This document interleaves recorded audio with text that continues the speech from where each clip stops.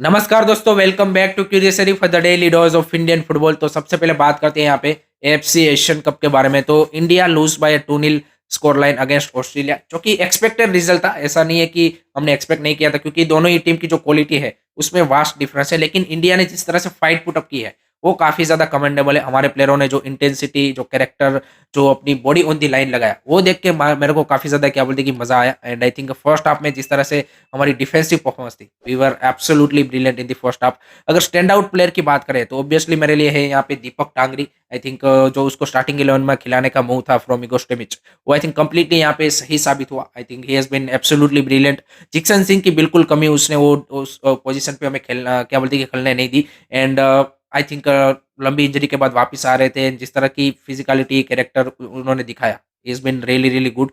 दूसरे प्लेयर है मेरे लिए भाई संदेश जिंगान। संदेश जिंगान इज अवर डिफेंस लेजेंड भाई, without a doubt. I think जिस तरह का उन्होंने भाई after that head blow, I think जिस तरह की उसने फोकस, इंटेंसिटी, कैरेक्टर दिखाया, कमेंडेबल कमेंडेबल फ्रॉम दी संदेश पाजी भाई, विदाउट ए डाउट। उसके अलावा यहाँ पे चांगते का बोल सकते हैं कि ऑफेंसिवली फर्स्ट हाफ में उसने एक दो मोमेंट प्रोड्यूस करके दिए। Other than that I think Subhashish Bose and Rahul Bheke, I think those two player were also brilliant in the defensive unit. I think दोनों ने अपने जो एक्सपीरियंस का है काफी ज्यादा अच्छी तरीके से यूटिलाइज किया। एंड आई थिंक अच्छी तरीके से परफॉर्मेंस दी।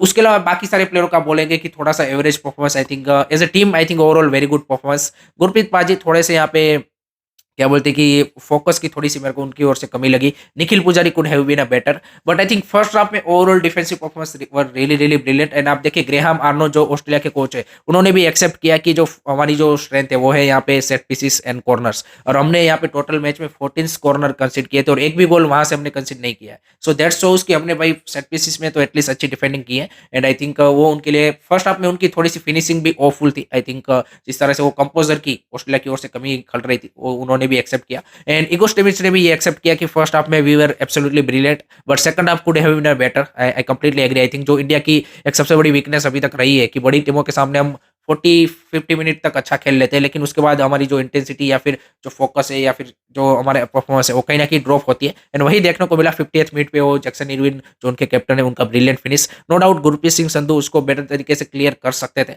बट अनफॉर्चुनेटली वो नहीं हो पाया। एंड उसके बाद जो उनके 4 सब्सटीट्यूशन थे, आई थिंक उन्होंने मेरे को लगता है कि ज्यादा गेम हमारे से और ज्यादा छीन लिया। और जो सेकंड हाफ में हमारा गेम प्लान था, जो इगो स्टेविक ने भी बोला कि ओरिजिनली गेम प्लान वही था कि भाई 60 मिनट तक हमें डिफेंड करना है एंड देन लास्ट के 30 मिनट में हमें क्या बोलते हैं कि ऑफेंसिवली थोड़ा जाना है। बट 50th मिनट में वो कंसीड करने के बाद वो 4 क्विक सब्स्टिट्यूशन उनकी ओर से हुए। एंड उसने थोड़ा सा गेम का जो मोमेंटम है वो यहाँ पे पूरा ऑस्ट्रेलिया की ओर शिफ्ट कर दिया। एंड एक क्विक लेग्स आने से आई थिंक कहीं ना कहीं हम स्ट्रगल किए। तो आई थिंक इगो स्टेविच की वहां पे जो मेरे को टेक्टिक्स लगी, पर्टिकुलरली सेकंड हाफ में जो सब्स्टिट्यूशन किए, वो आई थिंक थोड़े उन्होंने लेट किए। आई think first substitution come after the 70 minute, जो कि आई थिंक 65 मिनट के अराउंड या फिर 68 मिनट के अराउंड आता। तो आई थिंक जो हमने सेकंड गोल कंसीड किया, मे बी उसको हम थोड़ा सा बेटर तरीके से डिफेंड कर सकते थे।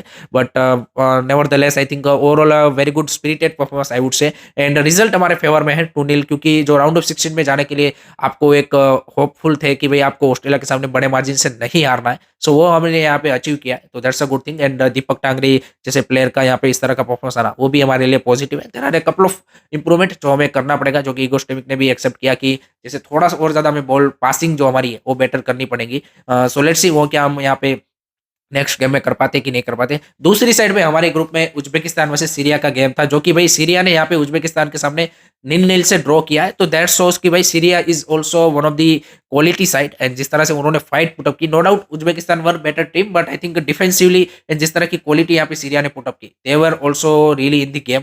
And I think put up a really really solid fight against Uzbekistan. So Uzbekistan के लिए भी अब यहाँ पे इंडिया वाला गेम है वो मस्ट विन है, क्योंकि ऑस्ट्रेलिया के सामने मेरे को लग रहा है कि उज्बेकिस्तान में भी हार जाएगा। तो उनके लिए भी अगर सेकंड पे फिनिश करना है तो इंडिया को उनको हराना ही पड़ेगा। एंड इंडिया वर्सेस सीरिया भी अब इतना इजी गेम नहीं है। आई थिंक अब हमारी जो होप है वो आई थिंक सीरिया वाले गेम गेम में ही ज्यादा बनी हुई है। लेकिन उज्बेकिस्तान के सामने हमें एक होप ये मिलती है कि सीरिया ने वहां पे ड्रॉ किया है, तो इंडिया के भी चांस है। ऐसा नहीं है कि इंडिया के चांस बिल्कुल नहीं है। सो आई थिंक नेक्स्ट 2 गेम्स हमारे लिए काफी क्रूशियल होने वाले हैं। एंड इस ग्रुप में भाई यहाँ पे एक एक मैच के रिजल्ट के ऊपर आपका जो नंबर 2 नंबर 3 है वो चेंज होने वाला है। ऑस्ट्रेलिया आई एम सीइंग कि वो भाई यहाँ पे नेक्स्ट मैच अपना जीत के I think goes into the round of 16। But I think जो सेकंड एंड थर्ड पोजीशन की लड़ाई है वो काफ़ी ज़्यादा इंटरेस्टिंग होने वाली है। पर्टिकुलरली लेट्स सी कि इंडिया उज़्बेकिस्तान के सामने क्या रिज़ल्ट प्रोड्यूस करता है, उसके ऊपर ज़्यादा डिपेंड रहेगा।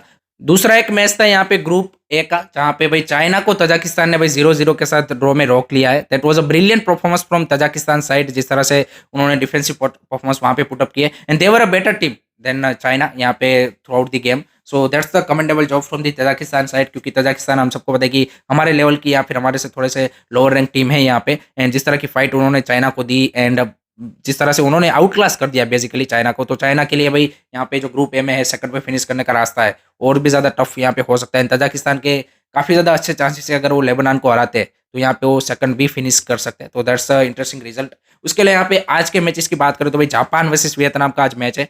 वो भी एक काफ़ी इंटरेस्टिंग मैच रहने वाला है, जिस तरह की मतलब जापान की एक्सपेक्टेशन है और वियतनाम का भी एक वो हवा बना हुआ है। सो लेट्स सी क्या वो बबल यहाँ पे जापान के सामने फूटता है कि नहीं फूटता, वो देखना इंटरेस्टिंग सा रहेगा। दूसरा है यूएई वर्सेस हांगकांग, तो आई थिंक वहाँ पे तो clearly UAE are favourites without a doubt, Hong Kong को इजीली बीट कर देंगे। एंड तीसरा मैच भी एक इंटरेस्टिंग मैच है यहाँ पे ईरान वर्सेस पैलेस्टाइन। पैलेस्टाइन ने हमने रिसेंटली देखा है कि ऑस्ट्रेलिया के सामने भी वर्ल्ड कप क्वालिफायर्स में 1-0 से आ रहे थे, तो डिफेंसिवली काफ़ी ज़्यादा पैलेस्टाइन स्ट्रॉन्ग लग रही है। ईरानियन भी मतलब हम सबको पता है कि they have quality side. So I think वो एक इंटरेस्टिंग मैच हो सकता है, but I think eventually Iran are the favourites for this match.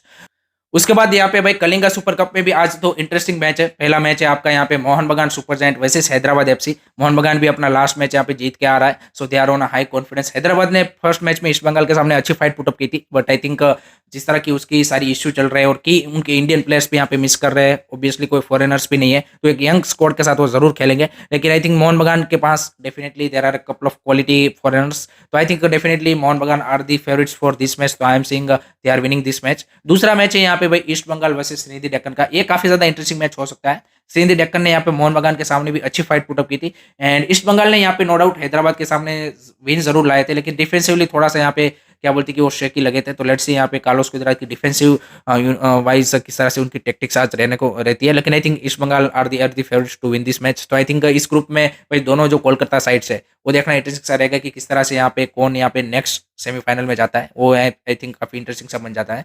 उसके बाद थोड़ी सी ट्रांसफर के बारे में बात कर लेते हैं। तो भाई मुंबई सिटी ने यहाँ पे एक young player Ishan Sisodia from Odisha FC youth academy यहाँ पे साइन कर लिया है, जो रिसेंटली इंडिया की अंडर 19 टीम है उनका कैप्टन भी थे। साफ अंडर 19 चैंपियनशिप जो हमने रिसेंटली जीती है। So interesting signing midfielder and basically Uttar Pradesh से आते हैं। पहले दिल्ली डायनामोस की अंडर 15 साइड में थे, फिर वहां से हम सबको पता है कि ओडिशा एफसी बना, तो उसमें भी अच्छा कर रहे थे। नेशनल टीम की जो यूथ टीम है उसमें भी खेल चुके हैं एंड प्रॉमिसिंग प्लेयर। तो आई थिंक लेट्स सी किस तरह से उसका डेवलपमेंट यहाँ पे मुंबई सिटी में होता है। एंड दूसरी न्यूज आ रही है कि भाई former Odisha FC head coach Joseph Gombau को भाई यहाँ पे premier league side Aston Villa के भाई अंडर 21 के वो हेड कोच बने। So that's the interesting signing, because हम सबको पता है कि एस्टोन विला अभी इस सीजन प्रीमियर लीग में जबरदस्त परफॉर्मेंस पुटअप कर रही है under Unai emery. Second position पे है वो प्रीमियर लीग में। एंड जिस तरह से भाई I think Joseph Gombau technically is a very good coach, but unfortunately Odisha FC के साथ वो क्या बोलते हैं कि उसको टाइम नहीं मिल पाया and now he is in the Premier Leagues under 21 side coaching of Aston Villa. So that's it from my side guys regarding today's Indian football news.